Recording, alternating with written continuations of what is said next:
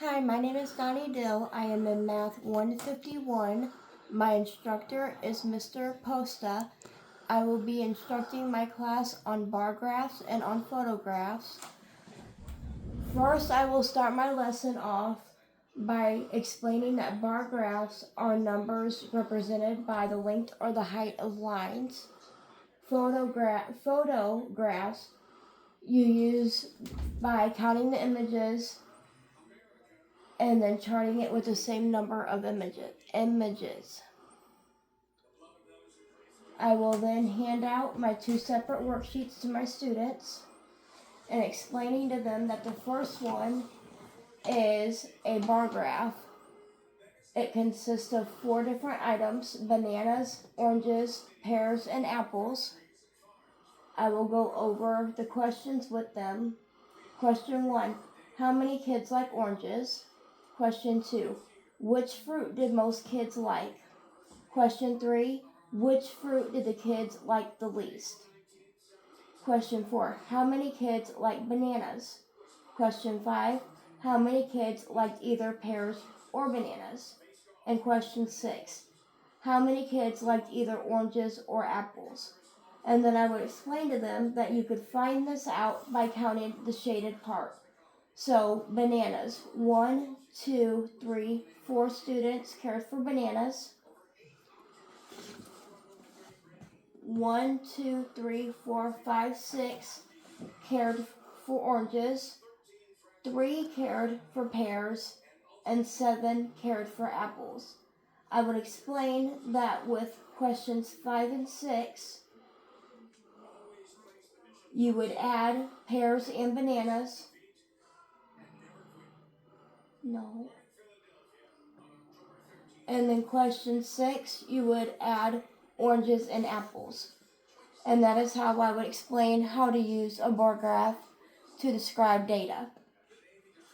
With the photographs, I would explain that in the photo, you have butterflies, flowers, snails, and umbrellas. I would encourage each student to color each photo a different color. That way they can easily decipher from one image to another. It's asking us to chart the butterflies, flowers, snails, and umbrellas. As you can see in my photo, my butterflies are purple, my flowers are pink, my snails are green, and my umbrellas are blue.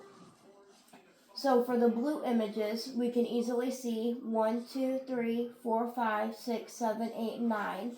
So we would color our chart all the way down to 9.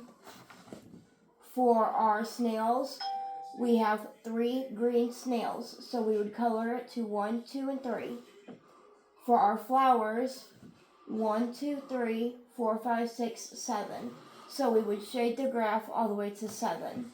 And then for our butterflies, we've got 1, 2, 3, 4, 5, 6. So then we would color each one down to 6. I also have the examples that I have written in. If you could take a collection of the students, we have 18 students. 4 students' favorite color is red. 1 student's favorite color is orange. 2 are blue, 5 are purple, 6 are yellow. So then we have the abbreviation for the favorite color and then the number of students. And then we graphed it to said number.